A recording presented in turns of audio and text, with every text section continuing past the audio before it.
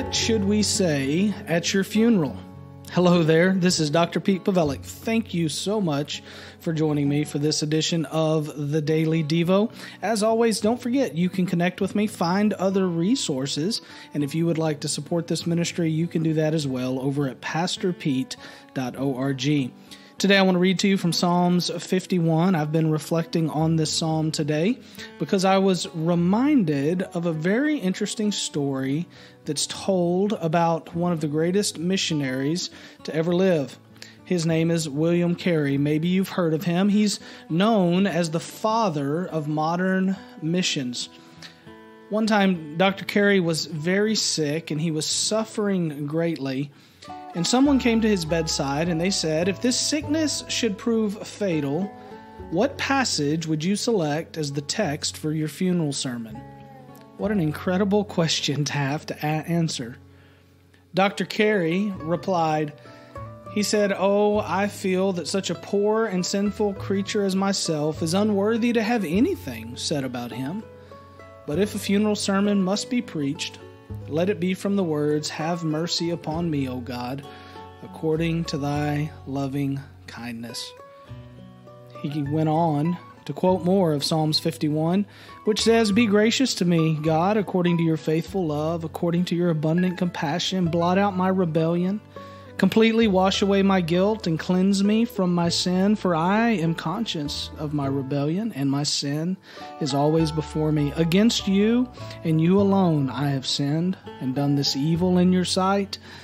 So you are right when you pass sentence.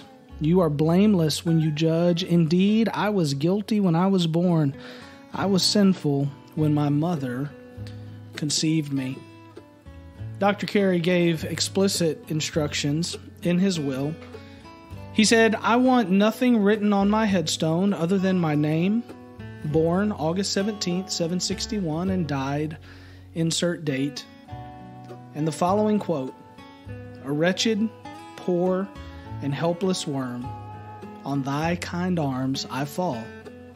If you look at Dr. Carey's headstone, that's exactly what you'll see was written about this great man. He wanted no credit, he wanted no glory, he wanted no honor for himself. He just wanted to put his hands and his life and his eternity in the loving arms of his Savior. He realized who he was, he realized how far he had come, and he realized exactly what God had done for him. It's a sobering question. What do you want said at your funeral? I don't know that you can answer it much better than Dr. Carey did. What would you say to that question? What would you want spoken about you? Would you want your resume read? Would you want all of your accomplishments harped on? Would you want your status that had been achieved in life, your legacy that is left behind to be bolstered up? Or would you want the world to know that your Savior died for you, saved you, even though you didn't earn it or deserve it? What an incredible thing to think that this great, great man had such a humble heart. I pray we can all learn from his incredible lesson. May God bless you today. I hope you go out there and live for Jesus. Can't wait to see you again tomorrow. Come over and visit me at pastorpete.org and share this podcast. To share it with a friend, share it on social media. We'll see you tomorrow.